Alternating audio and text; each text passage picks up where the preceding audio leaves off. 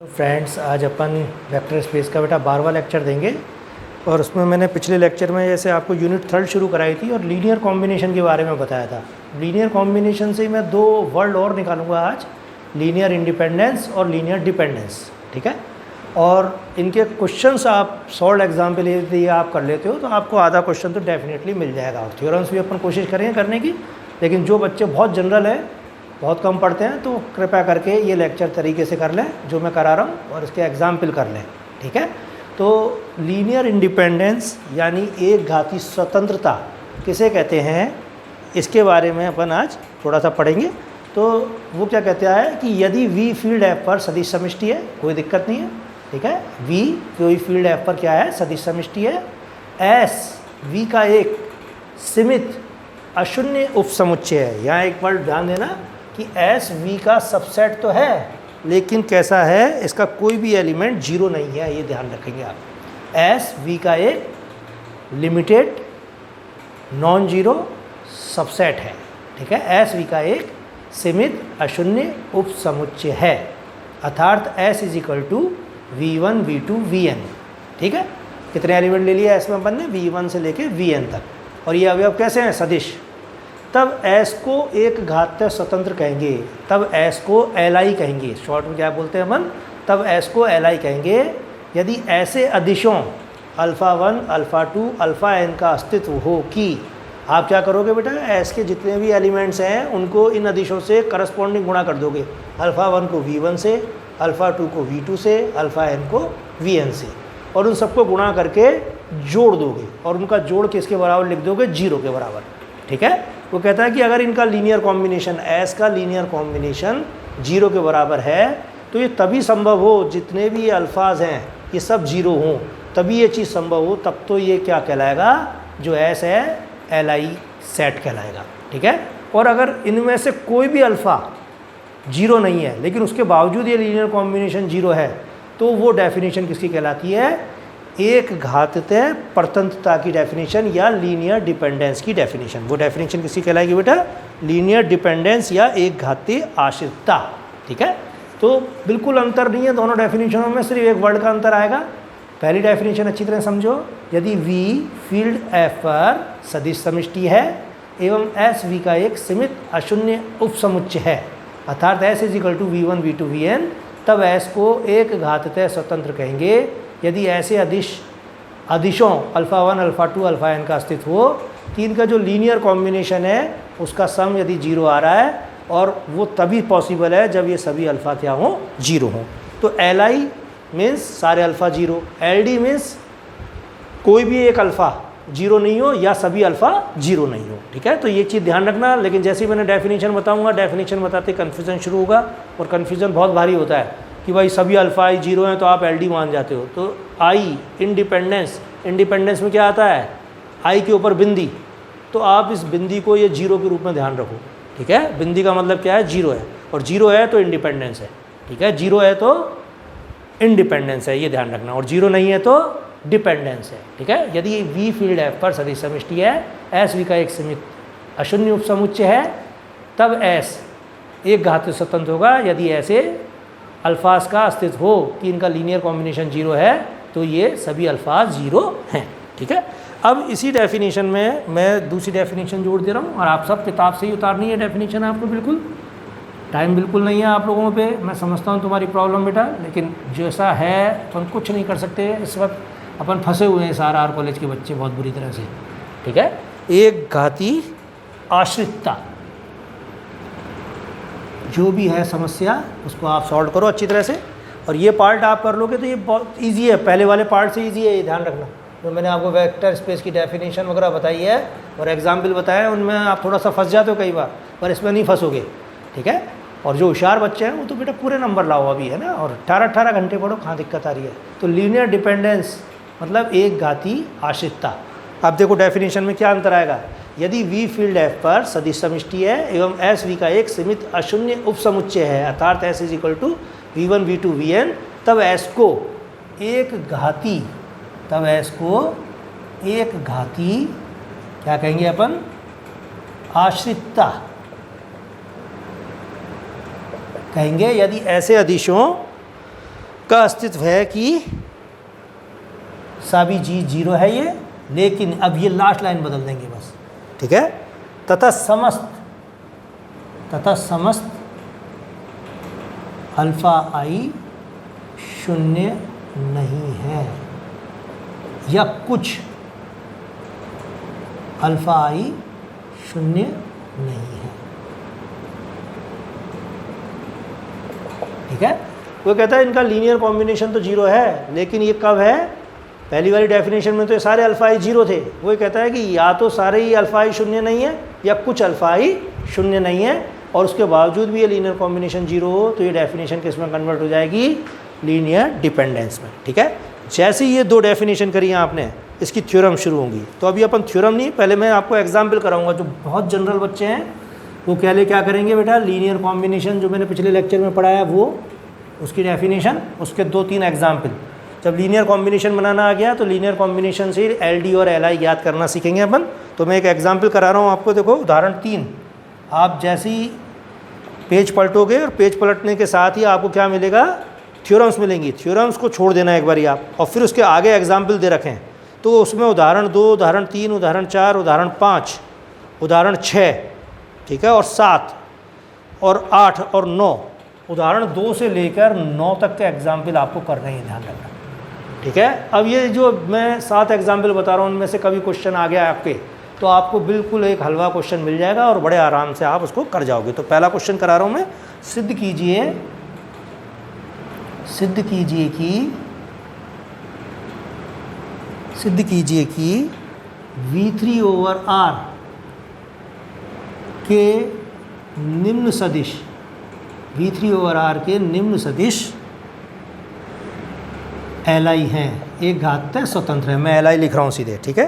V1 बराबर 1 1 0, V2 बराबर 1 1 1, और V3 बराबर क्या दिया है इसने?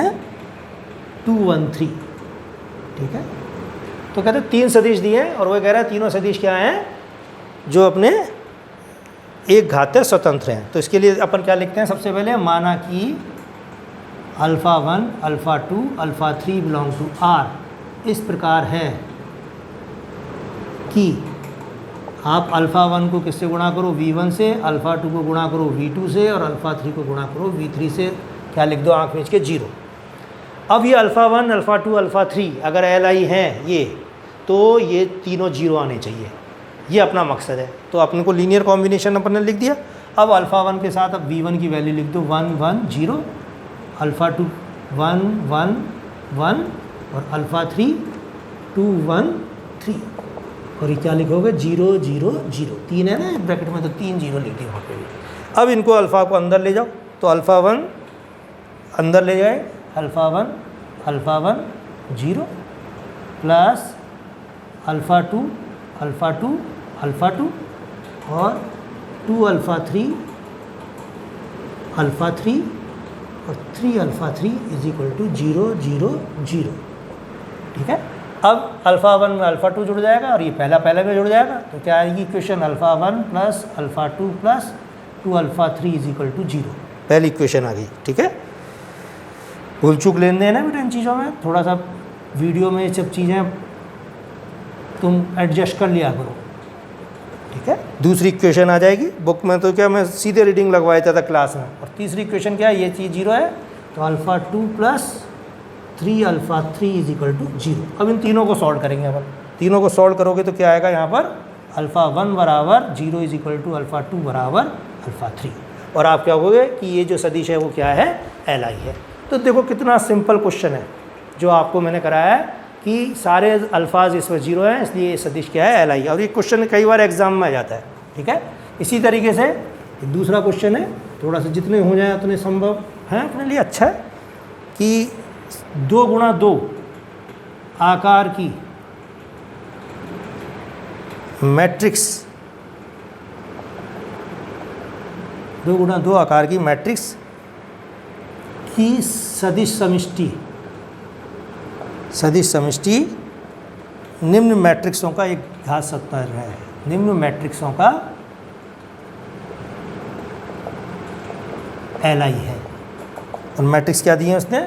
V1 is equal to 1 1 1 1, V2 is equal to 1 0 0 1 और V3 इज इक्वल टू 1 1 0 0। ठीक है, अब वो ये कह रहा है कि भाई 3 मैट्रिक्स हैं और ये तीनों मैट्रिक्स क्या हैं, अपने को LI प्रूफ करनी है। ठीक है, तो कैसे करेंगे, alpha 1 alpha 2 alpha 3 belong to R के लिए पहले रटा हुआ word alpha 1 V1 alpha 2 V2 alpha 3 V3 is equal to 0 लिख दिया। ठीक है, ये चीज़ 0 लिखने के बाद क्या होगा, आप V1 का मान रख दो, V1 का मान रख देंगे 1 1 1 1, अल्फ़ा 2 V2 का मान रख दो 1 0 0 1 और अल्फ़ा 3 1 1 0 0 इज इक्वल टू 0 0 0 0, उतनी की मैट्रिक्स बना लेना। ठीक है, अब ये अल्फाज अंदर चले जाएंगे, ये सब में, ये इसमें, और फिर पहला पहले में जुड़ जाएगा और दूसरा दूसरे में। तो क्या आएगी, अल्फ़ा 1 यहाँ से अल्फ़ा 1, यहाँ से अल्फ़ा 2 और यहाँ से अल्फ़ा 3। तो मैं डायरेक्ट लिख रहा हूँ, बुक में सब लिखा हुआ है। ठीक है, और ये चीज़ आ जाएगी, फिर अल्फ़ा 1 यहाँ से आएगा, तो इसको क्या लिखेंगे अपन, अल्फ़ा 1 प्लस, यहाँ से कुछ नहीं आएगा, अल्फ़ा 1 प्लस अल्फ़ा 3, और यहाँ से फिर अल्फ़ा 1, यहाँ से कुछ नहीं आएगा, यहाँ से भी कुछ नहीं आएगा, और यहाँ से अल्फ़ा 1 और यहाँ से अल्फ़ा 2, अल्फ़ा 1 प्लस अल्फ़ा 2। ठीक है, और ये क्या इसके बराबर आ रहा है, 0 0 0 0। अब तीनों इनको इक्वेट कर दो, तो alpha 1 plus alpha 2 plus alpha 3 is equal to 0, alpha 1 plus alpha 3 is equal to 0, alpha 1 बराबर 0, alpha 1 plus alpha 2 is equal to 0। तो ये 0 है, ये 0 रखती है, अल्फ़ा 2 भी 0, अल्फ़ा 2 तो 0, तो अल्फ़ा 3 भी 0। तो आप कहोगे क्या, देखो कितना इजी क्वेश्चन है। ठीक है, अब आ जाए एग्ज़ाम में तो किस्मत खुल जाए ना अपनी। ठीक है, तो ये वो कह रहा है बेटा। अब वो इसी तरीके के क्वेश्चन हैं आगे इसमें, तो उनको आप एक एक करके करते जाओगे। और जैसे एक क्वेश्चन दिया है, यदि उदाहरण 6 है ये, ठीक है, क्या कहता है ये कि यदि x, y, z v over f के सदिश हैं, ठीक है, तथा एक घातीय स्वतंत्र है LI हैं, तो सिद्ध करो कि पहला x plus Y, y plus Z और z प्लस x, और दूसरा x plus Y, x minus Y और x minus 2y plus Z भी LI हैं, तो ये कह रहा है अगर x y z LI हैं तो ये जो सेट है ये भी क्या होगा, LI होगा, और ये जो सेट है ये भी LI होगा। तो सबसे पहले आप क्या लिखोगे, alpha comma beta comma gamma belong to R इस प्रकार हैं कि alpha into X plus Y plus beta into Y plus Z plus gamma into Z plus X is equal to 0। इसको LI प्रूव करना है तो इसका लीनियर कॉम्बिनेशन लिख दिया।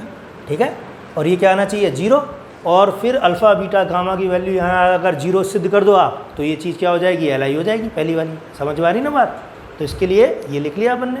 अब देखो इसको सॉल्व करेंगे अपन, सॉल्व कैसे होगा ये, alpha X plus alpha Y, beta Y plus beta Z, gamma Z plus gamma X. तो आप एक्स कॉमन ले लो, एक्स कॉमन लो कर वो चीज़ क्या आ जाएगी अपने पास, अल्फ़ा प्लस गामा, एक्स यहाँ से और यहाँ से कॉमन आ जाएगा ना बेटा। ठीक है, ऐसे ही फिर वाई कॉमन ले लो, अल्फ़ा प्लस बीटा वाई, और फिर जेड कॉमन ले लो, तो ये इक्वेशन इसमें कन्वर्ट हो जाएगी। अब वो ये कह रहा है देखो एक्स वाई जेड LI हैं, एक्स वाई जेड LI हैं, इसका मतलब इनके जो गुणांक हैं ये क्या होने चाहिए, 0 होने चाहिए, alpha plus gamma, alpha plus beta और बीटा प्लस गामा 0 होने चाहिए, क्योंकि एक्स वाई जेड LI हैं। अतः क्या होगा बेटा, क्या लिखेंगे अपन, alpha plus gamma is equal to 0, alpha plus beta is equal to 0 और फिर beta plus gamma is equal to 0। उन तीनों को सॉल्व करोगे तो क्या आएगा, alpha beta gamma is equal to 0। तो अपने को जो सिद्ध करना था वही चीज़ आ गई। ठीक है, तो इस तरह से ये क्वेश्चन करने हैं बेटा, बिल्कुल सिंपल क्वेश्चन है जो मैंने आपको बताएं। और अब आप स्वयं करोगे उदाहरण 7, ठीक है, फिर उदाहरण 8, इतना इंपॉर्टेंट नहीं है उदाहरण 8, उदाहरण 9 करना चाहो तो कर सकते हो, यहाँ तक तो आपको करना है। और उदाहरण 12 जरूर कर लेना, उदाहरण 12, ठीक है। और इससे पहले जितने भी एग्जाम्पल हैं उनको आप करो थोड़ा सा, फिर मैं प्रमेय कराऊंगा नेक्स्ट टर्न पे आपको। ठीक है बेटा।